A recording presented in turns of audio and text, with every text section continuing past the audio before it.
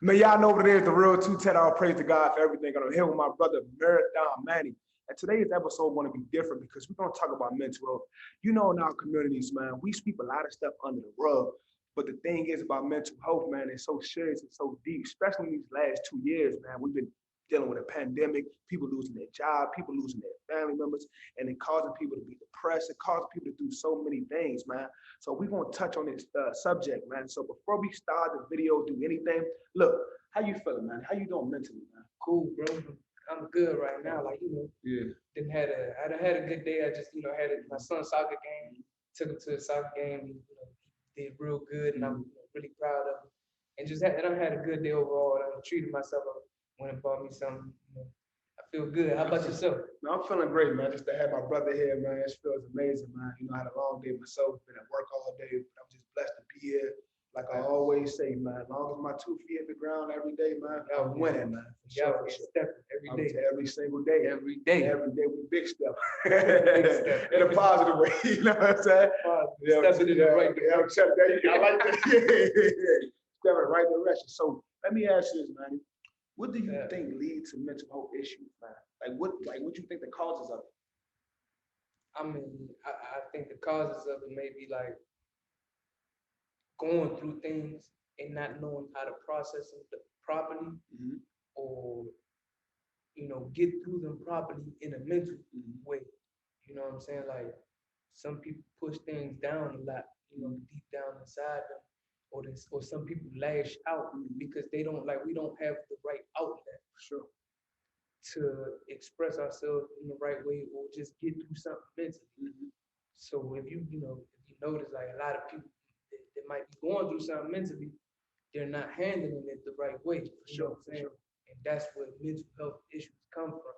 So that's what mental health issues is. So the environment you grew up in, say for instance, you grew up in an environment where you see killing, your brother get killed, your cousin get killed, your father, whatever, your father might be locked up, your mother may be on drugs. That can lead to mental health issues, trauma, trauma, death, grief, you know what I'm saying? We suffer a lot in our environments, in our communities, but we never talk about this stuff. Why we don't talk about it, do you believe?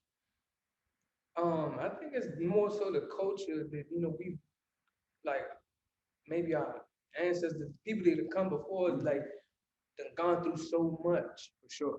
Right? Have gone through so much trauma, so much tribulation, so much things in their life that it became accustomed to, look, just suck it up, go through this shit. For sure, for sure. Instead of like actually processing, like, oh, I'm actually going through this.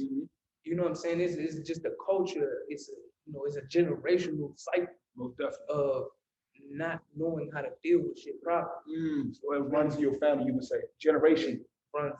It runs in society. For sure.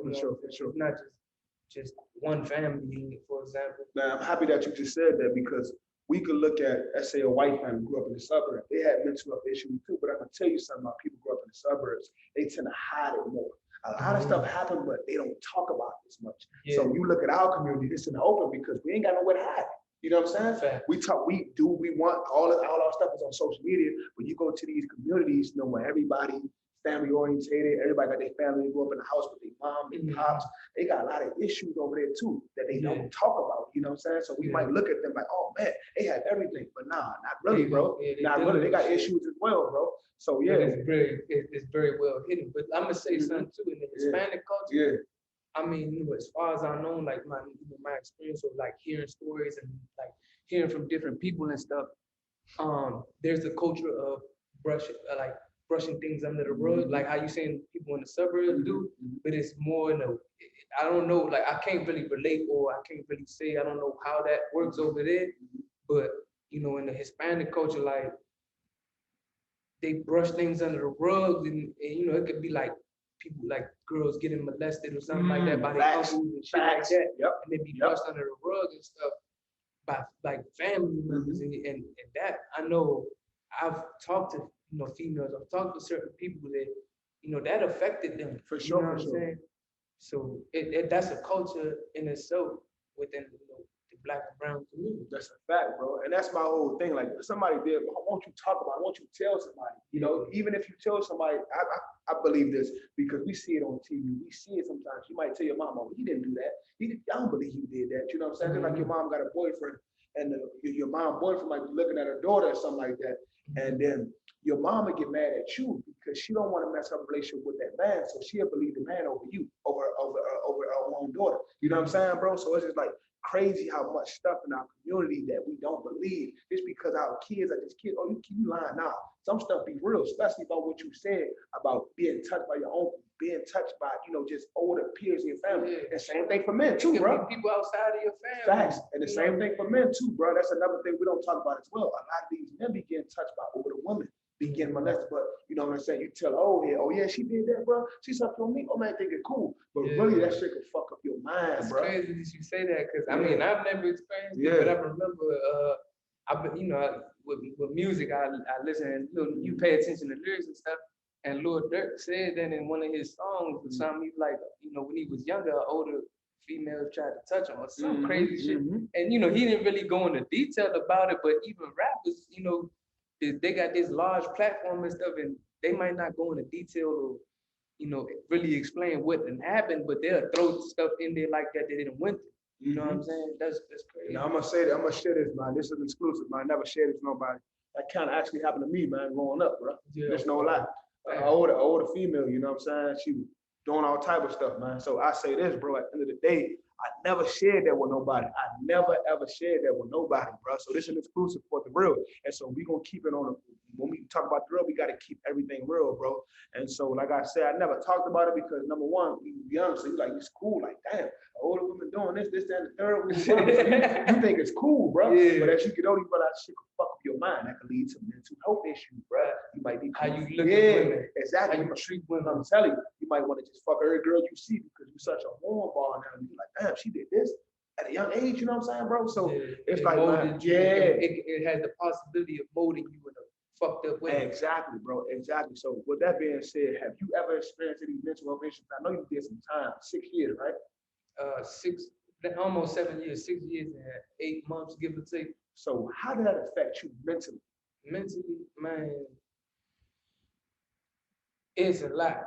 It's a lot. That's first and foremost, it's a lot. I can't stress that enough. And it's been stages, as years. So you're experiencing certain different things mentally and struggling with different things mentally over the course of time. It wasn't all the same, struggles. It was like going through a journey, basically like you're going through a journey of struggling with things mentally and learning how to deal with shit, adapt with shit. From the start, like from the beginning, the mental health issues, that I was having was adapting to being inside of prison, being inside of jail and shit, not being able to sleep at night. My mind just keeps rolling and rolling and rolling. And if I do go to sleep, I'm having fucked up dreams and stuff, and I had to deal with that. And like, I remember a psychiatrist or psychologist or something that worked in DC jail was like, and I don't even think this was official, but she diagnosed me with PTSD. And like, I don't have no paperwork on her or nothing. She just like, oh, you're struggling with PTSD. I'm going to have them give you this medication. And it was a medication that had nothing to do with what I was suffering from. So how she put it, it was like blood pressure medication or something, but she says it helps you sleep and it basically it helps you not have dreams or some crazy shit, right? And I remember I was taking them, but I didn't take them for long. But I remember, I started taking them, and they kind of like sedated me in a sense. And I remember I told my big brother, Big P, and like he was on a visit, I was on a phone call with him, and I told him like, yo, they said like I'm, got PTSD, and like basically they giving me these pills and this and that, and I'm taking them. And he's like, bro, listen, he's like, I want you to learn how to just deal with what you're going through without having to take pills. Don't become reliant or dependable on medications and stuff to get through what you get through. For sure. And when he said that, it's something snapped in my mind like, you right. Mm. You right. I can't be sitting here like I don't know. It just I saw it. I'm like nah, and I told myself nah, I'm not. I stopped taking them. You know what I'm saying? To stop taking them, and then like I didn't take medications to help me with my mental health problems. I just kind of like learn how to deal with it in different ways, like working out, talking to older individuals that have experience. I'm trying to get all the answers, trying to figure things out like that. And like I said, it was stages of mental health. It's like I lost my grandmother. That's a different, different trauma right there. For sure. Losing her while I was incarcerated. Sure. You know what I'm saying? I had to learn how to deal with that, how to learn how to take that in and accept that and how to process that when I was gone. For sure. I don't want to take too long throughout the years. So being betrayed, being heartbroken, people, don't get it twisted. Heartbreak will fuck you up too. I'm telling you, bro. Betrayal will fuck you all up the too. way, all the way, bro. It changed it changed the way how you treat people. It changed the way how you trust people. For sure. Deal with people. For What sure. I'm saying? Being backstabbed, being heartbroken will cause mental health problems. You know what I mean? Like, why do you think they say, like, they have a thing where it's like, they say it's a crime of passion because you go insane when you get your heart broken. I'm telling you. And we don't talk about that as much, man. We tell it, like, man, get over that, man. Get over that. Get up, man. You're some $1,000, bro. It's too many shit like that. I'm telling you, but it's something you deeply connected to, y'all. You know what I'm saying, bro? Yeah, people don't know that. Like, now that people come on knowledge, we understanding it more. Like, you got a spiritual connection. For sure, bro. For sure. And that's just the main thing about everything, bro. We always, man, that's the thing. We push everything under the rug, bro. We always tell, man, you get over it. Man, you a little chill up, you're a gang soldier, but really, you're not dealing with it, bro. And that's why you see niggas keep going back to jail after they get out. Keep going back to jail after they get out. So that's just the main thing. So talk about this, though, man. Like, because you spent the time in prison. What are some ways that people go insane in jail? Like, why do people go to jail when they come home after doing a long bed and go right back in? Like, what is it? In a way, I would kind of like compare it to what they call that syndrome. Is it the Stockholm syndrome? Stockholm syndrome. Yep. That's the one that they relate to, like slave, like that's slave mentality type that. Yeah, the slave mentality type thing was like, you become so accustomed in this environment, and like you don't know how to function outside of it. You know what I mean? Like it's almost like, say you taking a wild animal and putting him in a cage. You don't know how to fucking act. You took him out of his element. Exactly. You know what I mean? So in a way, like, you get so accustomed to being inside of there. When you leave there, you out of your element. And if you don't, have the right support, or you don't have the right mindset of, I'm gonna get over this hump of not knowing how to like maneuver out here and how to live out here, you destined to go back in. You know what I mean?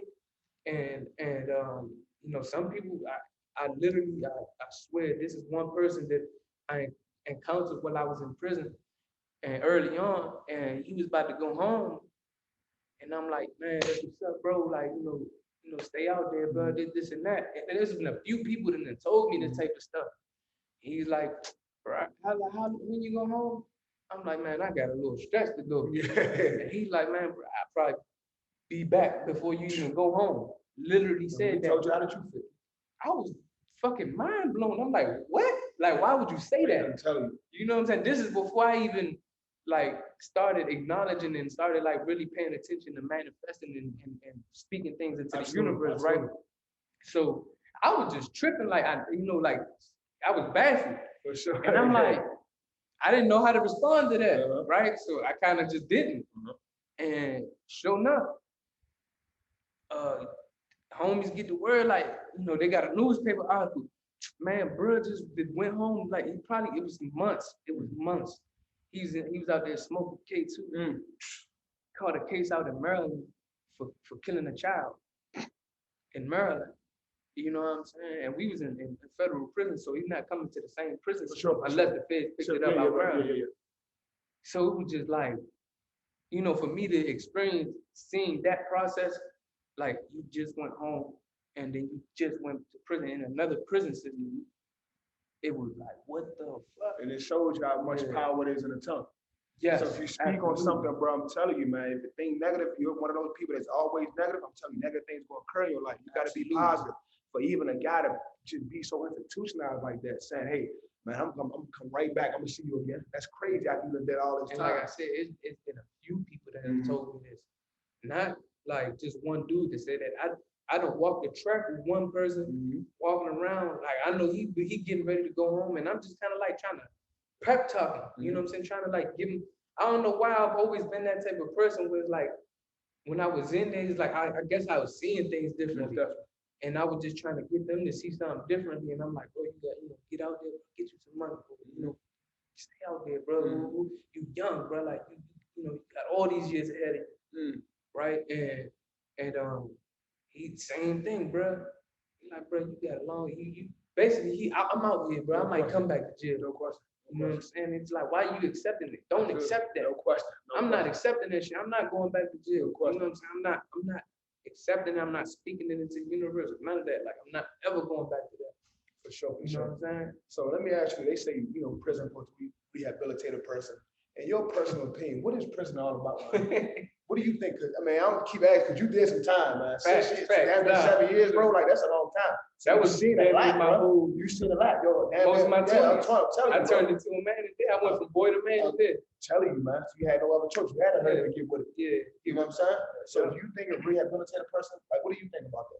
I don't think prison rehabilitates the person. I feel like it's more so up to that person to For sure. rehabilitate Right, themselves. right. I've any progress or rehabilitation that I've had was myself seeking it. It wasn't prison.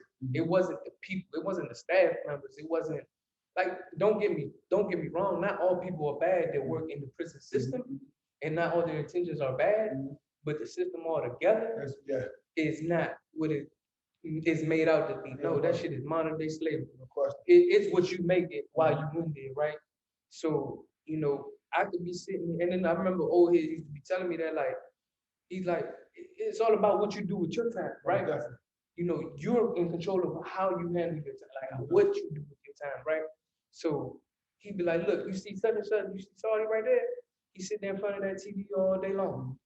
He's like, next thing you know, he's gonna look up, it's time to go home. He ain't done shit to make himself better. For sure. But bullshit around, right? But he's sitting in front of that TV all day long, or just being on bullshit. You sit there, go get your GED, go study a trade. You know what I'm saying? Go read something. Study scripture. All like just there's so many things that you can do for yourself.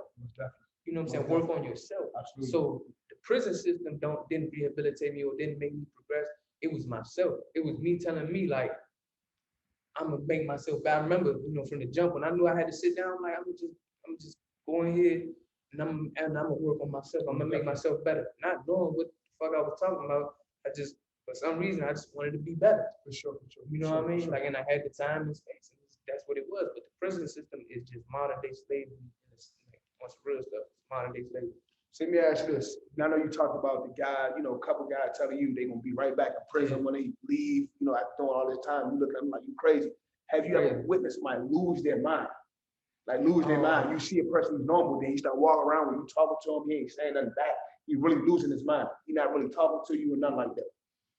Might got on drugs or whatever, you know what I'm saying? Yeah, so I have a good example of that, and I can't say that I was there for that whole process, but yes, I did see that. Like I seen that with a dude that I became very cool with. I bounced around when I was in prison. So my second prison, I was cool with him. We worked in the kitchen together. This is the thing. Why? And this is a humble. It's crazy how the universe works, bro. But like my first kind of like real job in prison was dishwashing, right? And my first real job when I came home was dishwashing. I remember that, yeah. And that shit was the most humbling experience. Sure. So the dude was a dishwasher with me, and we just became fast friends. Like we just kick it, have a good time, joke around, talk shit, whatever. We was cool. He used to be smoking K too. You know what I'm saying?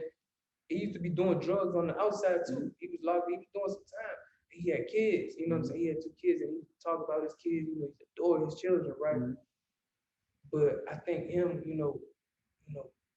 like he was like trying to getting lost in drugs. Already he already had mental health issues because he used to tell me, he like, bro, I'm fucked up. You know, I got PTSD and shit. I got schizophrenia and shit. And then like, the shit, like the things that he used to talk to me and tell me about, and now, I'm not gonna talk about it. Yeah, for sure. But I used to be like, damn, like I used to be like, damn, you look like you'll be surprised what people go through, right? Sure. You can't judge a book by their They cover. look normal too. Yeah, exactly. Yeah, sure. You be like, damn, like, and the sad thing was, man, a couple years later, me and him ended up in another spot, and he was just like literally like jumped out, like just fucked up. And I remember he had a fucked up episode, and I was with him. Like I was in the room, and he came in the room, having a fucked up episode. This man sat there, and, like he just, like I said, I'm not even going to go too much into detail with it, but just experiencing that, seeing him go through that and what he was doing. And I'm just like mind you, I consider this dude, like I ain't gonna, friend, sometimes I use that word very lightly. Got to. And then, like, so I'm gonna say it in a light way, like, I seen this guy like as a friend, you know what I'm saying? Because I was real cool with him and stuff. And I'm just like, seeing him go through that shit, and I'm just like, what the hell? Like, this was my man. You know what I'm saying? And of course, I tried to help him, and I'm like, bro, what are you doing? Like, but he was having like a psychosis, you know what I'm saying? And what he was doing in there, like, wasn't helping. Most definitely, yeah. You know what I'm saying? And I'm just like, and then the crazy thing is, no guards was present, no nothing, like no prison staff was there to help. If anything, if they would have saw, no, we was keeping it away from that. Because you know why? If they'd have saw that, they'd have been taking them to the hole. Not, we're gonna find you some help. No, we're gonna put you in the hole. You think that's gonna help them? That's it. No, make it even worse. Make it worse. You see what I'm saying? So yeah, back to that question, bro. Like back to when you see you go to DC jail, how the doctor gave you some medicine, basically some blood pressure medicine, and she already diagnosed you with PTSD. Didn't want no scans, or you just already diagnosed you. Yeah, and so she lied, you fucked yeah, you know what I'm saying? It's already saying it. Just don't know you from Adam and Eve, just saying you fucked up because she probably done that to so many people. You know what I'm saying? Right. And so she already think, oh, he come to jail, he retarded, he's stupid. But it's actually so many smart people in prison, bro. Oh, and and it's like, bro, that's the thing about therapists. Like, nothing against therapists, nothing like that. You know what I'm saying? But I believe this personally, bro. The best way to heal yourself, bro, work out, eat right. Because like I said, man, we was talking offline before we started it.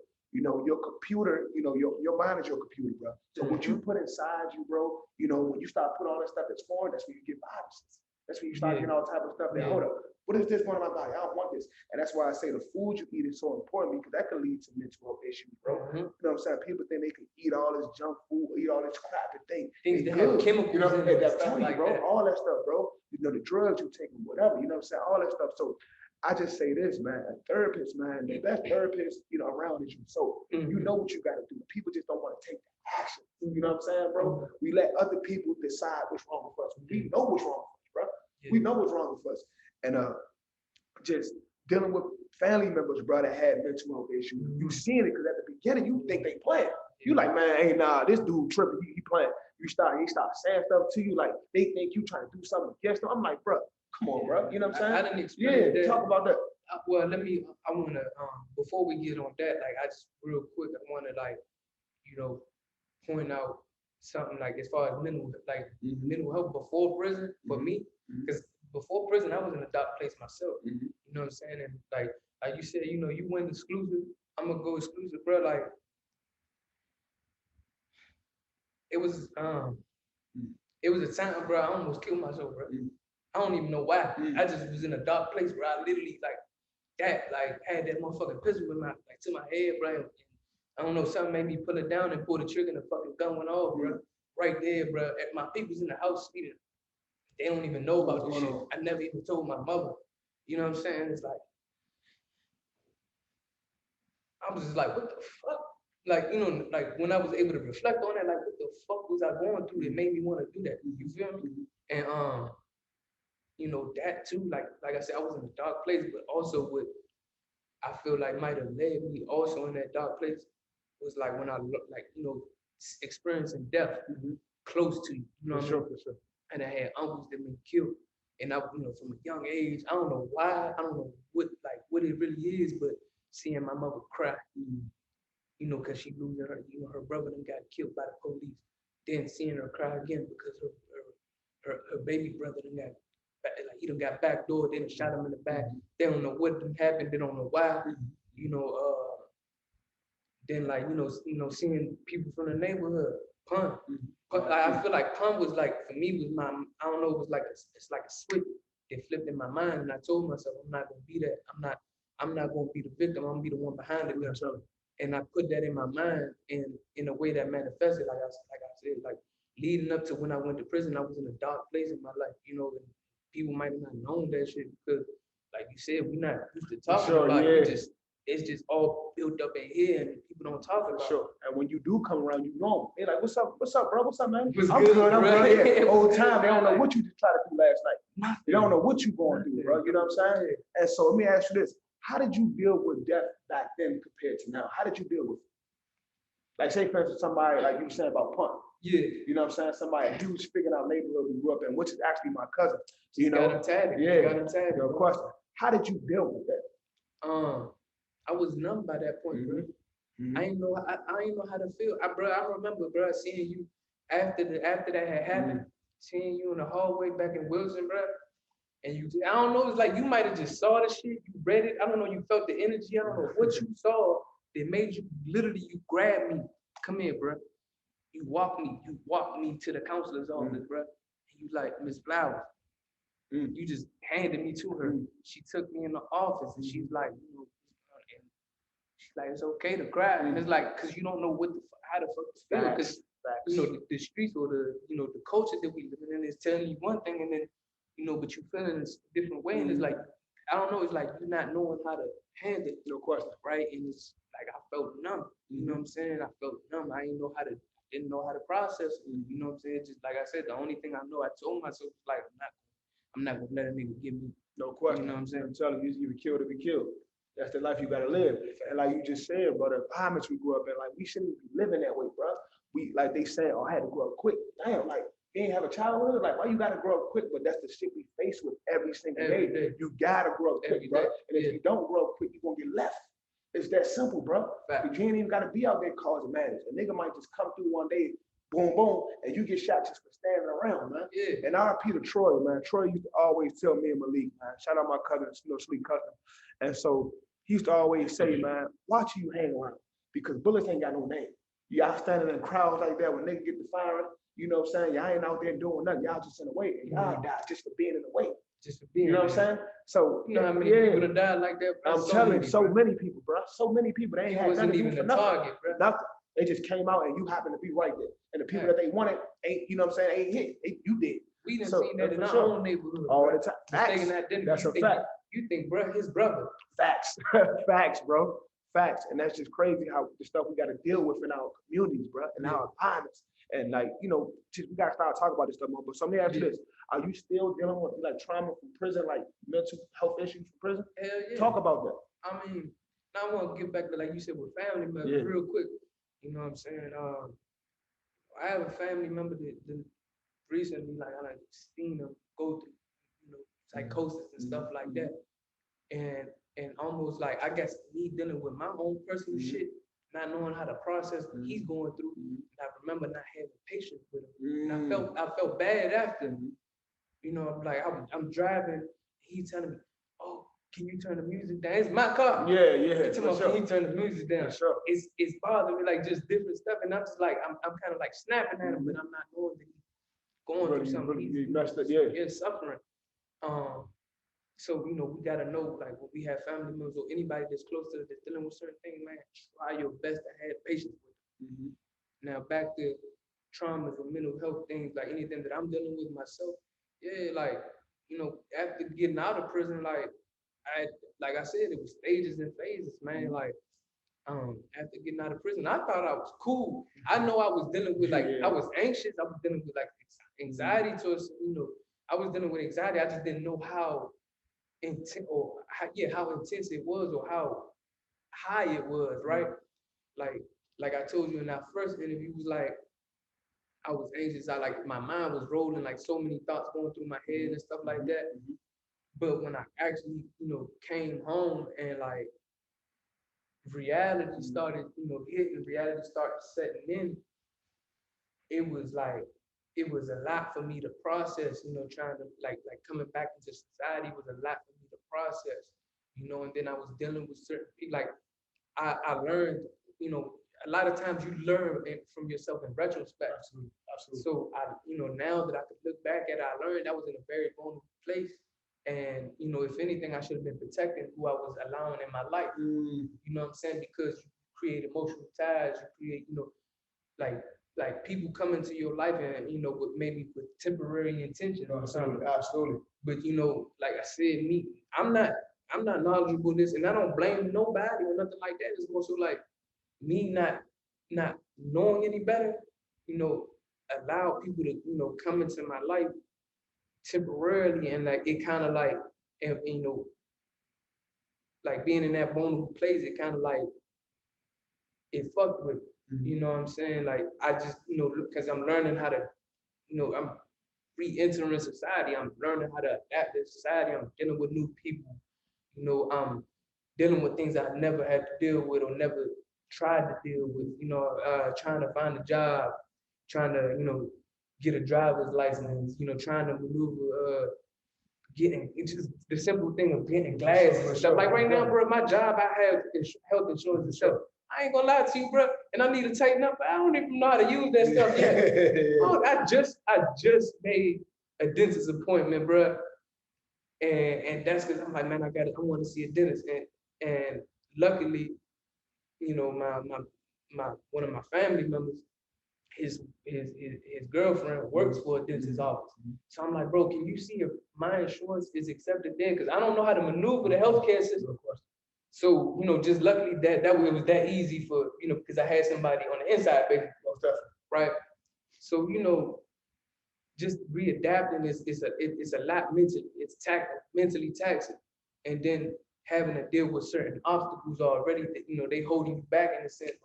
It just adds on to the intensity of what you already going through. You know what I mean? But you might have more questions, so kind of like give me some. No, I want you to just vent. See, that's the thing about this podcast, man. Let people come on here, man, and just express themselves, man. Because you watch some other podcast, no disrespect, it's like a person can't even get their thought, they point across, somebody cut them off. So I want people to just flow, let this stuff out, because it's like a venting session, stuff you want to say, man, just let it out, bro. I'm just here. And so, but before I just want to ask you this question, you go ahead and rock out. Listen, so while you was in prison, right? Did people turn their back on you, people that you thought was going to be there for you? That can lead to mental health issues. Like, damn, you know what I'm saying? Man, here, man, damn, bro, like, y'all supposed to be my brothers, supposed to be my sister, supposed to be my girl, supposed to be this, that. Like, did anybody turn their back on you? Like, damn, man, that's crazy. You know what I'm saying? You supposed to be good. Yeah. I mean, and then I understand it now that I'm out here. No, I understood it before too, but more so, I really understand it now that I'm out here. For sure. Because I see, bro, like at the end of the day, like we all dealing with our own shit, our own lives. You know what I'm saying? We're sitting there trying to make something shake for our own lives, our own family, and stuff like that. So, sometimes like now I understand, like, man, sometimes people can't be there for you. They gotta be there for themselves. It's hard for them to be there for themselves. No question. So how is it gonna be that easy for them to be there for you? And I'm gonna say this too, brother. We had a conversation. I don't know if you remember. We were driving, and we was talking about that, right? So when you in jail, you just call it home. You just call it home, right? You know what I'm saying? It's all outgoing call, no incoming calls, right? And so it's like I used to get so many people. I'm gonna call you back. I'm like, how you gonna call you back? Yeah. How you gonna do that? And it's just like this though, bro. We look at like, damn, motherfucker never answer the phone, but people got real life issues. You come out, just like you said, you come out here, you see, oh yeah, damn, I see what they going through. And it's like you might even start working yourself, and you get caught up at work, and you can't answer the jail call. Not that you being fake, it's just that you really don't got time. And when you had that time, you pick them up, or you can write them on call list. You know what I'm saying? You know what I'm saying? I tried my best. I barely miss them, but I do my best to pick them things up. For sure, because you just came from that, you know what it felt like. And like me, I'm gonna just speak up. I'm gonna say this, man. Like I don't never been in prison, but I got out of homies in prison. I fly, man. Like I've been doing this since I was like 14, just flying niggas in, money.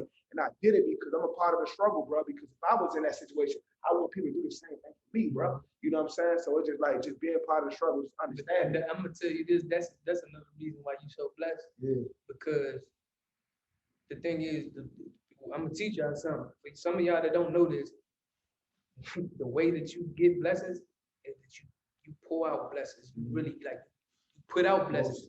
That's how you that's how you stay blessed. You know what I'm saying? People think that they gotta receive the blessing first in order to be able to bless people. Nah, you could bless a person just by giving them a hug. Facts. Whatever you got, whatever you are able to bless a person with, bless anything with your heart though. You know what I mean? And that's how you stay blessed. That's how more blessings come. You feel me? So I want to talk more about like mental health, like coming out of prison and stuff. Like, all right, it was a point in time where I got out, I was out the halfway house for a little while. And then I kind of, I walked into like what was gonna be my living situation. And just the energy was all for me, and this is like reality started hitting. And then like I kind of social media was another thing that didn't help because I was exposed to how everybody else was doing or what social media was showing, and I started feeling insufficient with myself. I started feeling like, damn, I need to have shit figured out. You know what I'm saying? Like I started seeing my friends and people that I grew up with like coming to their prime. And I applaud them for that, and I'm happy and I'm proud of them for that. You know what I mean? But I was sitting there in a way of like I was comparing their lives to mine. So it was like like people used to have to tell me like, bro, you just coming home, you good, like chill, you doing good. For a person that's coming home, you doing amazing, bro. Like relax, right? And comparison is a bad motherfucker. Comparison thief of joy. So yeah, everything I was experiencing the couple days that I was outside of the halfway house, and then I had to return back to the halfway house. There's a lot on my mind, and it was a lot of pressure, but it wasn't pressure that I was getting from other people or anything like that. It was pressure that I was giving myself because I'm looking on the outside, I'm seeing how life is going for other people and how life is going, and it's like, and I saw myself, I want to be in a certain place in my life, and I'm not even there yet, right? And I'm getting there. I know I'm gonna get there, but now I'm okay with it. I'm like, all right, I'm grinding with it. And if you're not okay with where I'm at or where I'm like the process, you don't need to be a part of it. Exit, stage left, back, for sure. Right? But it was so much on my mind, and I kind of like it was just I wasn't knowing how to deal with it. And I remember for like the intake process when I first got in the halfway house, the lady, my case manager asked me, she's like, do you feel like you're struggling with any mental health issues and this and that? And we so used to saying, no, I'm good. Yeah. I remember I said that shit so confident. I'm good. I'm all right. I'm straight, right? Because I'm happy. I'm happy. I'm blessed. Yeah, and at this moment, I'm in bliss. If anything, they supposed to be doing like weekly checkups on you, like how you feeling mentally right now, though. You know what I mean? But I remember I told her like, nah, I'm good. You want any mental health treatment or anything? I'm like, nah, I'm good. Man, after I came back into the halfway house and I was just, having them sleepless nights and just mind on overdrive, I told my case manager, like, I just, I asked her, like, let me talk to her. And I was like, man, I ain't gonna, and this was me seeking outside answers, right? Before I even went to her, I kind of like confided in friends and family. And then I don't know if my sister was the first to suggest it, but it was somebody that suggested it.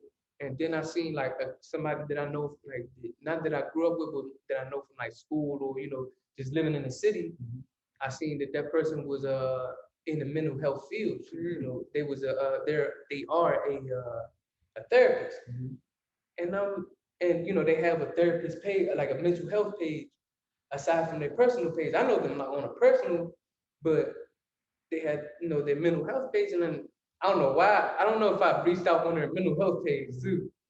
And luckily, and I appreciate you and shout out to you for that if you're watching. And I just kind of like, in a way, opened up to the person like, I'm kind of like dealing with this and I'm dealing with that, and it's like I got so much on my mind. Like, and they suggested, like they was like, I can't.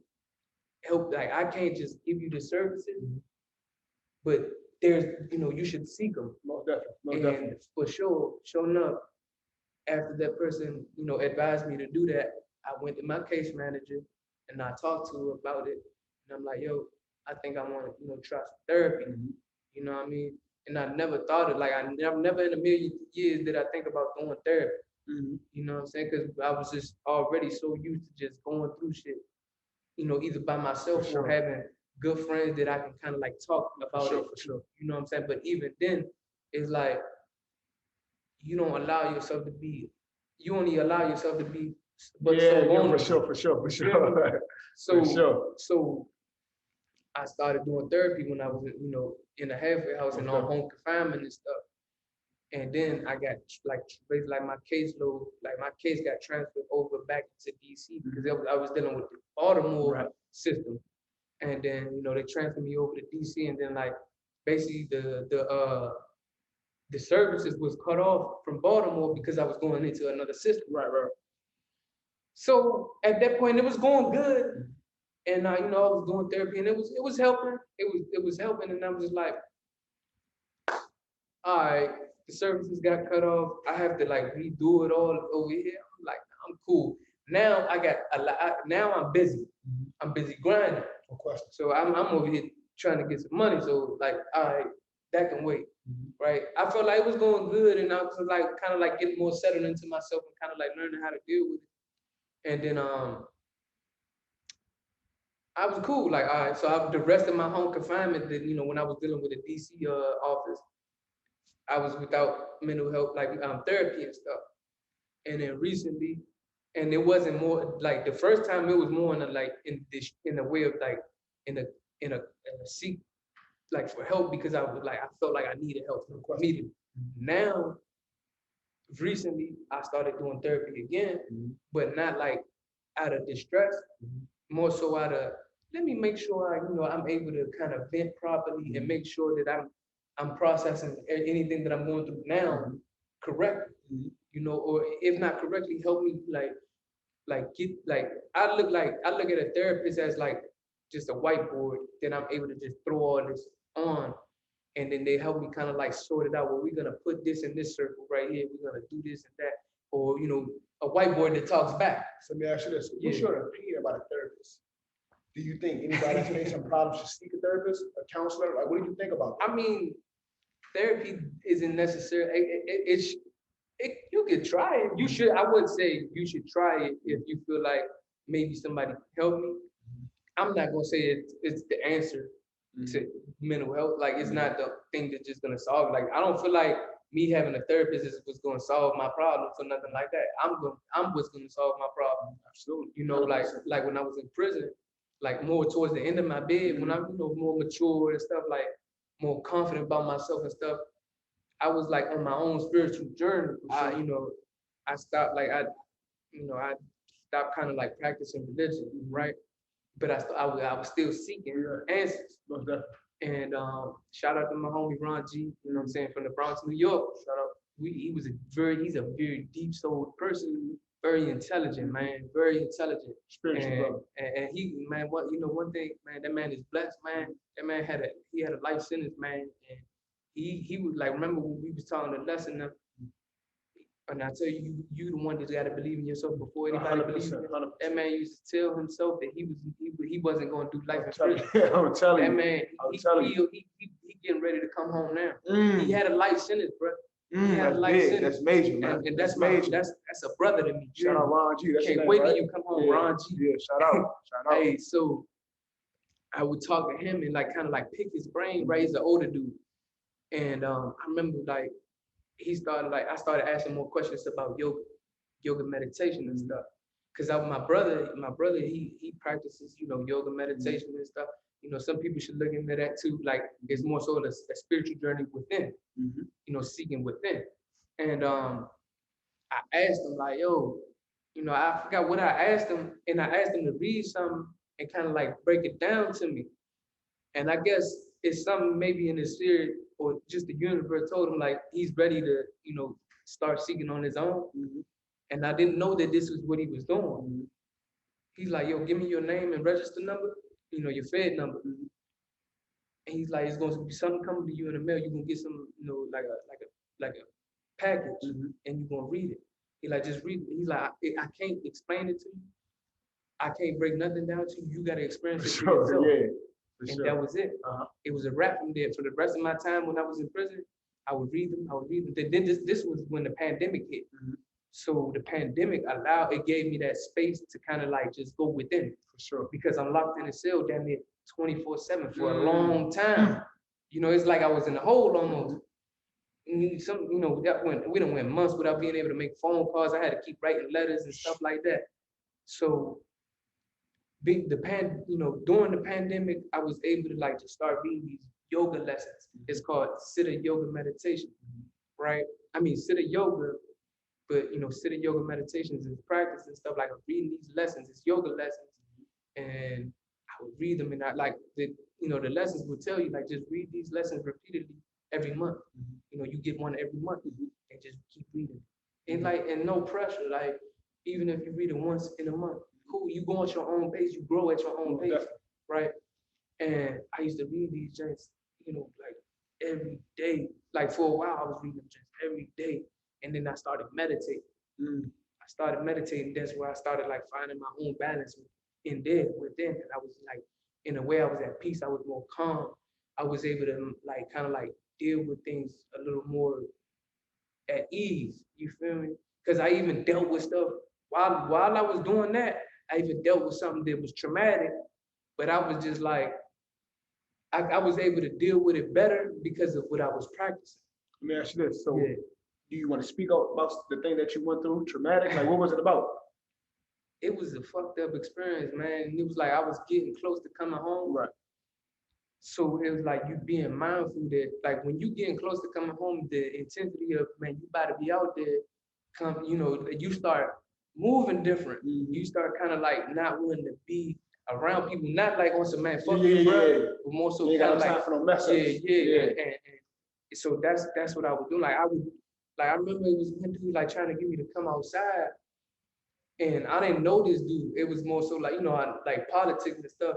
He from uptown, and this and that, and he just wanted to know me. And it's like, bro, I'm in the red zone. I ain't got time for that. You know what I'm saying? Like, it's not like I was saying fuck him in the sense of like it's like I need to start being worried about getting out. So you felt some type of way? No, nothing like that. Like I actually ended up seeing him. Talking to him, telling him what's going on. Nah, I didn't even have to. I ain't explaining myself. Okay. I'm just saying, okay, cool. Facts, but it wasn't nothing personal or nothing like that. But I was just moving different. Okay. Right. I definitely understand. And but the experience was I had basically a conflict with the warden, the head of that prison, and man, it was crazy, bro. It was just this is at the height of the social justice movement. George Floyd got. Matter of fact, it happened a month after George Floyd got killed. If I'm not mistaken, it was June 30th. So it's almost coming up on 2 years that it happened. So what led to that? I'm gonna tell you. So this is like during the pandemic, it was like stages of how they was running the institution. And at this point, they was allowing us to come out of our cells to go pick up our lunches and dinner. Because like we'll get hot lunch, but we'll get a bag dinner.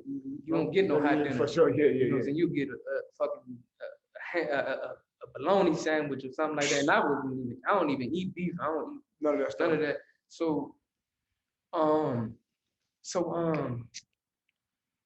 they gave us masks. And just plain blank masks. And this is something that the prisoners made, the inmates made at their sewing factory, because that prison in particular made like they were, it's called Unicorn, and it was a factory that they hired inmates to sew and make products for the military, and they sell it to the military. Right. They have a contract with the military and stuff, and so they put the inmates to make masks in jail. And so we wearing inmate-made masks, right? These James ain't even up, like they not up to regulation, like they not, they say the N95 masks, that's the ones they want to fix. It was just a piece of cloth on your face. Absolutely. So you being an individual, you always express yourself, or you should have the freedom to be able to express yourself. But in there, you don't have that freedom, right? So, in a way, I'm like just doing me. I didn't really think it was that big of a deal, and it shouldn't have been. I had kind of like designed my mask right here at the corner of the joint. It was I wrote it like I drew the DC flag on there, the 3 stars and the 2 lines and stuff. So a guard stopped me like, yo, why you got that on your mask? Why you got that on your mask? And he thinking that it's gang affiliated. Yeah. And I'm like, bro, it's just where I'm from. Yeah. Like, the DC flag. Yeah. And the funny thing is, bro, if you really pay attention to their emblems and their flags and stuff like that, the FBO, the Federal Bureau of Prison and all that, like sometimes you'll see that same symbol in their flags and stuff like that. So I even try to like tell him like, well, this stuff be on y'all stuff, right? And he's like, nah, that ain't what it is. He thinking that this is something with a Hispanic gang type shit. Yeah. And I'm like, bro, it ain't that. So he didn't really make a big deal out of it, right? He kind of just pulled me to the side. So I was basically I was on the hot seat. You know what I'm saying? And then like the administrative warden like walked up. It was a little tiny lady, and she like automatically like people just get wrong, right? And you don't even know what happened. Yeah, like wrong. Exactly. You don't even let me explain myself or nothing. It's like you don't have that. You don't have that right. The system. Modern day slavery. You think a slave was able to justify anything? Fuck no. I'm telling you, that's the system. You a slave, that's it. That's it. So what we go say. Yeah, so she said, what she had to say, whatever. She didn't do too much. And then the warden said what he had. I'm sitting there trying to like explain myself. I'm not thinking that. I'm just like, it's this and that. He's like, you're full of shit. I'm not trying to hear that shit. Literally, the warden talking you crazy. Yeah. You full of shit and this and that. And me, like I'm not a person. And me, I know I'm in the red zone. Meaning, like I know I'm about to come home, so I can't even act crazy. I can't be like, man, fuck you, bitch, or like kind of go back off at him. So I'm just like whatever. Like I'm like, well, you like. In the ways like you doing all that for but the whole time I'm learning, I learned this too. Like the way that people come at you is a reflection of how they feel about themselves and stuff. They feel inferior or they feel like whatever.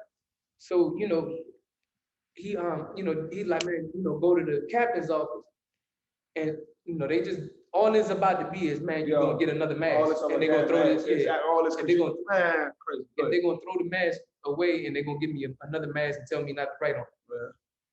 I have no problem with that. Cool. And so I'm walking. I got my hands in my pockets, and I'm walking and stuff. He like, take your hands out your pockets. The warden, tough as shit. He a bitch though. Fuck him. Fuck. Yeah. And fat pig motherfucker. I'm sorry. I'm feeling. This is the real, man. Nothing raw and not cut. The real. Go ahead, man. So I got my hands in my pockets. And when he tell me to take my hands out of my pockets, he's saying that because, like insinuating that you could have a weapon in there that Bro, we at a medium, like the prison that we in is not even. It'll go down. It can get gangster real quick. Yeah, but come on, bro. Like you know where it get gangster and where it don't. Yeah. So when he tell me to do that, I go like this. Like, that's it. Yeah. All right, he was already getting on my nerves. Yeah. You know what I'm saying? So I ain't gonna lie, like I was being trying petty. to come home, but like, man, listen, come on, man, you keep playing with me. Yeah, so that's all I did. I was like, sure, bitch, I ain't got that, bitch. Right? And he's like, no, come here. This and that. And he pulled me to the side again. He get in my face. He said, oh, you think you're a tough guy? You think you're in my face, but it's the pandemic. And mind you, the only way we could get COVID is this a guard or so he in my face talking all this shit. He's like, this ain't my fucking first rodeo, guy. This and that. I've been doing this many years, and they're like, all this tough ass. Mind you, this dude out of shape, busted and disgusted. I'm sitting there looking at this man like, bro, I could sit here and knock your bitch ass out right here. Like I just elbow your ass. And it's just like, I'm laughing because I'm like, you doing all this tough ass shit. I ain't aggressive or nothing for you to be doing all that. Emotional. You just cool. So I'm kind of like chuckling, and I'm literally like, man. He's like, what do you think is so funny? I'm like, listen, this is me trying to stay calm and me trying to, just like be chilled out. So whatever he gonna get on this, like he sent me on to the captain office, get on, his walkie-talkie. He sent the goon squad in there. So he just sent a bunch of CEOs in that motherfucker to like kind of like intimidate me, press me. Mind you, I didn't really give them a reason to take me to the hold or nothing. So but I obviously I offended him or I was getting on his nerve, maybe because I ain't back down like tuck my tail. Like it's not, it wasn't like that I was like, nah, what's up? It was more so that I ain't even taking you serious, dude. You know what I'm saying? I guess that shit did something to him. And so the guards in that joint deep as shit. And I'm man, they about to beat my ass, bro. Right? So I'm like, fuck. I'm like, fuck it. You know what I'm saying? So I'm like, man, so they get, strip search me. Like, man, you give us we just looking for a reason. Just give us a reason. Do everything we tell you and this and that. And all that's in the back of my mind is like, man, I know I gotta get home. I can't fuck up. But I'm just like, damn, I ain't really do nothing. I ain't really do nothing. You know what I'm saying? And this is like I'm sitting there like they trying to jeopardize me coming home. You already know what it is. I ain't even done nothing. For sure. So I'm like, man, fuck. So the guard's extra aggressive. What the fuck you done did to piss the warden off? This and that. I'm like, I didn't do nothing. I'm telling them, now we all human, so some of them maybe have a little more logic or kind of like more understanding because they're on the lower level. They actually might have them chances to get to know a person or observe like all CEOs don't treat every inmate the same. Sometimes they treat you on how you carry yourself.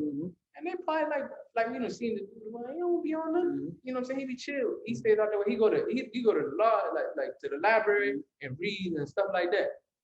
So they was extra aggressive telling me like, all I had to do was give them a reason, asking me if I was high, because I was still like smiling, like just like whatever, bro. And he's like, you high? I'm like, bro, nah, this is how I am, like trying to like just be chill. I'm like laid back, right? And but all along it's like deep down inside, I'm like it's basically like I know I'm holding back what I know I'm capable of, and it's not like I know I was gonna fuck every guard up in there or nothing like that. It's more so like I know like if I'm on some shit, like I know anybody, you don't understand me, no man, right? So let me ask you this. If you wasn't about to come home, what would you have done? I don't even want to think about that. You know what I'm saying? Because I'm telling you, it wouldn't even. I wouldn't even have made it to the captain's office. They'd have been beating my ass right there in front of that water. I'm telling you. But the thing is, I didn't carry my prison time like that. I didn't carry it like I got a long time to go, so fuck it. No, because I was more. I done lost good time. I done got into shit, but it was it wasn't like I was looking for it or nothing like that. Shit happens. You in prison, things are bound to happen. So yeah, like I know, like I said, I can sit there and envision what I could have done, right? So I'm gonna try to like wrap it up real fast. Yeah. So the prison guards, they strip searched me and stuff, and then made me put my clothes back on and stuff. And then have handcuffed me. But they handcuffed me. When they handcuffed me, they didn't allow me to put my socks and my boots back on. And I just had like my t-shirt and my pants and stuff on. And then they made me. One of them I actually saw it. No, when they were putting my mask back on me. And then this is when I thought I was gonna get my ass whooped. He covered my face. With the mask. Oh shit. I'm like, oh, they the trick, bro. They the trick the shit out of me. Because they put the cuffs on me. I'm like, oh fuck. I'm like, now they about to whoop my ass. Oh shit. I'm just like, I just felt my heart beat like you kind of like preparing for it. Oh shit, you can't even do nothing. Yeah. Over time, one of the guards went in the cell. It's a small holding cell. He went in the cell and motherfucking he put pepper spray in the drink, right? And I'm not knowing this like until he, I went into it, and he's like, man, kneel down. And then I went in there and like I kneeled down, like crouched, like at first I was like kneeling up, like upright. Like, what the fuck are they doing? You know what I'm saying? Like he said, bro, give us a reason. Like so, like I'm just kind of like go with it and like see what he's talking about. And he like, you gotta stay like that until we come get you. He's like, if not, we're gonna take your ass to the hole and we're gonna fuck you up. Mm. And I'm like, what? So I'm like, man, what the? But then he ended up pulling the mask down, right? Nah, I think he took them. I don't remember if he took the mask. I know I felt that pepper spray. No question, yeah. I felt that pepper spray though. That shit. Just You because already know. it You didn't get already sprayed know. on you, You already know. don't mean it You don't already want to know. affect you. No Just, question. bruh, because it been so many times the pepper spray gets sprayed, bruh, and everybody in the cell's choking. Because it's in the airways, it's in the vents and shit. So I'm over there like, the only thing I know is to like kind of like not panic and like try to breathe easy. Right, and mind you, I got asthma, so that should kind of be more intense for me. Me too. I already know. So I'm like kind of like breathing real shallow, trying to stay calm. Because if you get to breathing more, like you'll be bringing it into yourself. So obviously, I ain't stay like that the whole time, but like I was sitting on my legs and stuff, and I'm like, it was very uncomfortable. How long they had you in there? I couldn't count. I couldn't tell the Okay, time. okay, yeah. You know what I'm saying? And but the only thing I just like, I reverted back to my yoga lessons and stuff, and I'm like, man, it's just a reflection of themselves, it's just showing what they're, how they feel about within themselves and stuff. And I'm just like, I ain't even tell the homies about this shit because it's embarrassing, bro. Yeah, for sure. I was like, damn, you know what I'm saying? Like, what the fuck? Because on some real shit, but like, as a man, bro, like I was just about to ask you, as a man, that shit stripped away your power a little bit. But like I said, I was in this place in my life where I was looking beyond pride, beyond like, all of this stuff. And I'm like, at the end of the day, like, this flesh goes, Yes, this borrowed. For sure. You know what I'm saying? It's sure. what we are within. You feel me? Yeah. You know what I'm saying? A lot of times we just trying to prove something that, in the physical aspect of stuff and pride and stuff like that, us being men. So it was like, I was telling myself, like, they're trying to strip me of my dignity. I'm not going to allow them to do that. Because, I mean, you the faggot, you looking at my balls. Yeah, facts. You know what I'm saying? And no offense to homosexual people, I'm sorry, that's just the way I don't have nothing against that. For sure. So, yeah. And so, yeah, they ended up coming and, like, all right, come on, Garcia, come on. And like, look, don't piss the warden off no more. And don't fucking write on your mans. It was like just another day at work for them. Yeah, like, come on, man. It was just another day at work for them. Make your shit up. Yeah. So I'm like, whatever, cool. I'm like, all right. I ended up going back to my cell and stuff. Walking back to my cell, and like the guard, one of the CEOs that be in that unit, he looking at me like, what the fuck you do? Cause they know like I be chill, bro. I don't be in nothing, like I be laid back. And I'm like, man, I don't know. That warden would be tripping, bro. I ain't really do nothing. Matter of fact, my counselor, was like, Garcia, what the hell did you do? He's like, I thought you was going to the hole. They said the warden got a hold of you and this and that. I said, bro, I didn't really do nothing. I said, dude, just on some suck ass shit. And I was like, I'll be able to keep it real with him because he was that type of person. And I mean, that's where it ended up. But I remember I used to be seeing this man, and I used to like, man, in a way, bro, I used to like see him with hatred, after that. And I used to just see him, bitch, motherfucker. Like I ain't gonna lie to you, bro. I used to wish, not even death. I used to wish being killed, tortured, and all that shit on him. And I kind of like had to learn how to like let that shit go.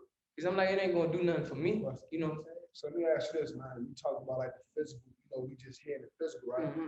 So what do you think about death? Because my thing about death is like a lot of people don't want to face it, but we all have to go. We all have an expiration date. That's the most sure thing that we don't experience. For sure. So that's why I say, while you're here living fulfilling life, every day be on your purpose. Every day do what you gotta do. Mm-hmm. So when people say, "Oh, you died before your time," nah, you didn't, because God makes no mistakes. You know what I'm saying, bro? Everything. I'm telling you. So we all, he died before his time. Nah, God already knew. Everything is written, like Nas say. So what are your thoughts about death? I mean, death it's a very complex thing. It's simple, but it's complex, and sometimes we make it more complicated. Yeah. Because we don't know how to deal with it or don't know how to accept it, right? And like I said, me and you both grew up seeing death all day long. You know what I'm saying? And I mean, now how I see it now is like, and this was like also when my grandma died. I told myself before she had died, I'm like, my grandma ain't gonna make it before I touch. Before I touch down, she ain't gonna make it. She ain't gonna be alive because she's already suffering now. God. Alzheimer's and all that stuff. So I kind of like, it ain't no way you could prepare for it, but I try to like tell, like, in a way, accept it, that it was gonna happen. Sure. But how I see death like now, it's like I know that it's just it's something that happens, and it's more so like you just got to learn how to control your reaction to it. You know what I'm saying? Sure. Yeah, it hurts to lose people. Hell yeah, it do. Sure, You know what I'm sure. saying? But you can't just let that shit, just because a person dies, you can't just let that shit destroy you in a sense where you can't even keep living. For sure, for sure. You know what I'm saying? Like, you can't even keep carrying yourself to the best of your ability. You just sitting there, you give up on life because you done lost somebody. I ain't gonna do that. For sure. And it's crazy that you said that, man, because you gotta think about what if they were to, when they want you to keep going. Like I'm gonna share some stuff, man. Like in 2009, right? Because I suffered from unsolved grief for a long time, bro. Like 2009, I lost my uncle first. Then like 6 months later, I lost my dad. 2010, I lost my grandfather. Then a couple months later, I lost my cousin Fun. 2016, I lost my great grandmother. Lost my grandmother. Yeah, lost my grandmother. Like that was my man. I ain't gonna lie, man. After that, I lost my grandmother, lost my aunt, and I lost my cousin. Months back to back. So from November to December, we were just losing people. We lost the house. Talking about, man. Damn, that was the staple. The staple, exactly. The staple. Lost the house. Funeral came. Had a GoFundMe page. You know what I'm saying? So it's like we couldn't even pay for the film. We reaching out. That shit was embarrassing, bro. That shit was super embarrassing. And dealing with grandma, you know what I'm saying? You just watching my grandmother die every single day. She on the couch. She dying every single day. You talking about, I'm going through it because at first I didn't know that she, died from cancer. I didn't know she had cancer. People knew, but they never spoke about it. So I'm going to see her at the hospital, because nobody like to be in the hospital. So they brought her home for hospice. So the doctor would come over. So we would all come to the house. And just like that whole time, like that shit sparked something in me, because I was down. Like my grandma, my best friend, the person I talked to about everything. Talked to her more than my mom. When I had got shot, she took me in because like, I don't want you to be in the streets. I don't want you to do this. And so it's like her dying, right? It sparked something in me. I'm like, man, from that day forward, I ain't gonna never be broke again. I ain't gonna never go through no shit like that again. So that's why I go so hard every single day to build a generational wealth, for my family. So when I'm out here, they living good. But I also had to make sure I give them that mindset, because everything I work for, they can blow it, And so I give them that mindset every single day. So now I just look at death like it's something that's gonna happen. So while I'm here, let me serve my purpose. Let me get serious about like be disciplined and be a man. And so that's why I asked you that question, because so many people live life like, what I'm saying, they got forever today to do shit, and they don't. And I want to say this too, right? That you mentioned that, like, appreciate the people that you have around you. Sure. I don't care what they do. Like, they could play the smallest role. Sure. Like, learn how to appreciate people, because it'd be like in a snap of a finger and you lose them. For sure. And then you didn't get the chance to say, man, I appreciate you, I love you, right? And on some real shit, man, I've recently experienced that, right, where it's not that I didn't appreciate that person. It's just I knew that it was getting to that point. So, my little sister, they family me, and that's why I call her my sister. And she recently lost her mother, and I knew that it was getting to that point. You know what I'm saying? She was battling cancer as well, and I remember literally that same day that her mother passed, and even coming up to that day, I'll let her know, like, yo, I gotta come see your mom, because her mom gave me a space when I was a teenager, gave me a space to kind of like just be a teenager, not have to worry about 17th Street, not have to worry about no good shit. When I went to their house, I was just being a teenager. You know what I'm saying? It gave me that space, and I used to love that shit. And I used to love her for it. You know what I'm saying? She was such a great person to so many people, and it reflected with how her funeral expenses got taken care of. People was, made sure she was good. But that day, bruh, and it's one of the worst feelings ever. That day, man, I was sitting there literally, I had got off of work, I'm on the phone with a friend, and I'm like, yeah, I'm finna get ready, like I'm about to get ready, or I'm getting ready to go and see my little sister mom. And I'm like, I want to give her a hug, and I just want to let her know I love you and I appreciate you. And literally, bro, I lied to you not, bro. Like right when I was everything on, I'm like, I'm ready to leave out the door. When I go to grab my phone, I see a text from little sis. and I opened it, and she passed it at 12 p.m., bro. And I just dropped the phone. And I was like, fuck!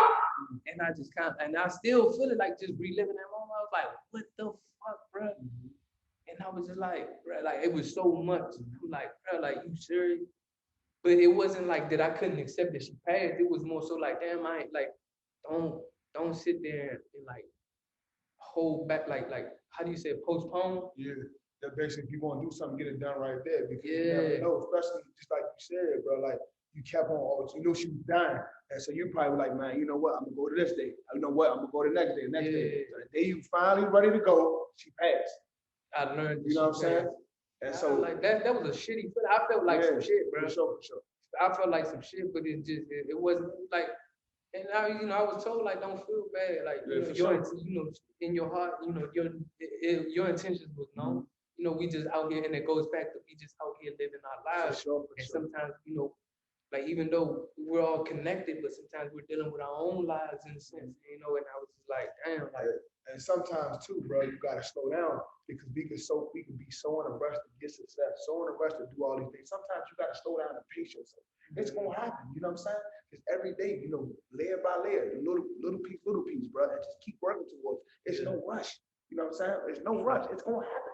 Anything fast don't last. So it's gonna happen, bro. You know what I'm saying? Nah, because something like in the beginning of the show, comparison, man. We compare ourselves to others because the thing is, we look at their life, but not knowing they put in so much work to get it. You just coming home, bro. So you gotta, you know, what I'm gonna do? Let me find my lane, and that's what you gotta do. So you gotta try a couple things, see how it fit, and something that you love to do, and it's free. That's your passion. You can do something for free, no money, and you can do it all day, all night, bro. So that's why I be telling people, bro, this is your life, bro. Worry about your life, bro. That's what hate and envy and jealousy start, because the thing is, you keep worrying about that person, you keep trying to keep up with them the whole time. They keep leaving you because you just doing everything to be, you know, competitive to them. It's nothing to have competitive nature, but the thing is, do it because that's what you want to do, and you want to have a better outcome for your life. Not that, I want to buy a car like, nah, do your own thing, bro. We all different. You know what I'm saying? Set your own. You know what I'm saying? Set yourself apart, bro. Right. So that's the main thing about life, bro. Just do your own thing because we all special at something. And like like Jay-Z even said, he like, man, there are no chosen ones. We all have something about us that we good at. We special. We all special. You know what I'm saying? Everyone has that innate power. We all do. And and the only thing is that people don't realize it because everybody don't tap into it. Absolutely, bro. And I remember like being like, I know I'm great, but it's not. I say I know I'm great, but everyone's great. Just tap into it. For sure. And I remember I sit there on the jail phone, sit there telling people like, I feel it right here. I feel it within. I know I'm going to be something great. For sure. And, you know, everybody just tap into your greatness. I'm learning. I'm digging right now. I'm telling you, I love that, man. I love that. So let me ask you this, man. Like now you home, you know, been home for a while, years have changed. Let me ask you this. What do you do for peace, man? Like, what do you do in your spare time to just something that Manny enjoys doing? What do you do? Right now, I'm you know, still like trying to make sure I'm battling with myself as far as trying to be balanced, you know. And one thing that I do find peace when I'm able to just kind of like drop everything and I'll go to the gym, you know. And I tell people like, I won't take you to the gym with me because this is for sure, bro. For sure, bro. You know, it used to be I used to like in prison I used to like working out with people because we kind of feed off of each other energy. Sure. Now it's like I want to use this time because you know, outside every day you know it's exchanging energy with people all day long, right? So like I just want to have my own time, and I use like out right now I go to the gym. You know, I don't go daily, but I do my best to make time for it, and I'll go to the gym and you know, work out and kind of just zone out and do my own thing. And I also like the gym that I go to. I ain't gonna tell y'all because I don't want y'all showing up there. Leave me alone. But the gym that I go to, it got like a mind and wellness studio or something, right? So it's like a quiet room basically. And you know, they got the ambient light and all that good shit. And I go in there and I kind of just have my little quiet time because the thing is like energy like is in the room too. So you know, it's an open space, but an open enclosed space. So, you know, it's free of all types of energy. It's just, you know, you kind of be able to go in there and just like silence yourself, silence your mind, not be trying to like revert. I don't meditate as much as I used to in prison, but I be trying to revert back to that, because I used to find peace in that meditation, having like finding stillness within your mind. Sure. You know what I mean? So let me ask you, before we get out of here, I'm gonna ask you this, man. If you could go back and talk to your 13-year-old son, what would you tell him about? Damn, I'd tell him a lot, bro. I ain't gonna lie to you. I would. Give him something. You're talking to young Manny. Manny now talking to a younger man. Look, bro, like on some real stuff, like just learn how to be confident within yourself and loving yourself. Like, don't worry about what other people think about you, like worry about what you think about you. That's what's the most important. Like on some real, like you're the one that's gonna manifest your, like what your life is gonna be like. Absolutely. Don't worry about if people think you hard or you soft.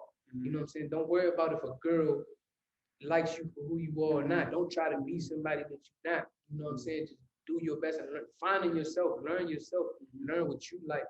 Learn to love yourself, bro. Like care about yourself before anybody else. And just know that there's a lot of people who's gonna tell you you can't do something, but know that, man, like you can do whatever you want, whatever you set your mind to. Sure, Feel like you really can. Just believe and have faith. For real, bro. And I'm gonna say this, man. It's one of the realest episodes, man. Just being vulnerable, man, with my brother, man. Just just going back and forth like this, bro. It's just amazing, bro. Because the thing is, a lot of people suffer from these issues, and I pray to God this video can help you just talk about it more. Like, come on the show, reach out to us, on Instagram, the Real Two Tech. Give me your Marathon Manny. You know what I'm saying? Instagram at marathon_Manny XX. There you go. So reach out to us, man. Like, feel free to just talk, man, because the thing is, man, we need more stuff like this. Especially brothers. No judgment zone. No judgment, man. We, two young men, two brothers, man. We doing it, coming man. Out the trenches. I'm telling you, real trenches, man. And matter of fact, we in the trenches right now. Hey, look, yeah. Watch how this man. I'm telling you, man. I'm telling you, this shit gonna be bigger than life, man. So reach out to us, man. You want to jump on a podcast, you just want to express yourself, you just want to vent. We here, man. We gonna do this, forever, man. You got something to say? Come say it. Come say it, man. And don't be scared. Don't be shy, because the thing is, we gonna let you be yourself. We just gonna let you rock out. You know what I'm saying? For sure. Yeah, so you seen from that first episode. Yeah, no question. I don't know what it is. Y'all I appreciate the people that watch. Sure. Y'all feedback is the ones that have motivated me a lot and then lit this fire in me. Like, y'all gonna get some more of this. I promise. This shit about to take over, man. I just appreciate y'all support. Appreciate my brother, man. Just, I'm telling you, man, like, great job, man. Great job, bro. Appreciate you sharing your story, bro. And this shit ain't over. We just getting started, man. Hey, y'all better be on the lookout, because I'm telling you, we not stopping. We just gonna keep coming. We coming, man. We showing love to people. We putting people on. We gonna do whatever we gotta do to help our people, bro. And so look, support us. We gonna support y'all, and that's just what it is. So look, just the real, man. I'm talking about the realest episode thus far, man. And so look, I'm telling you, we're just gonna keep getting realer and realer and realer and better and better. So the Real Two Tech Marathon Manny. Let's get it. We out of here. The real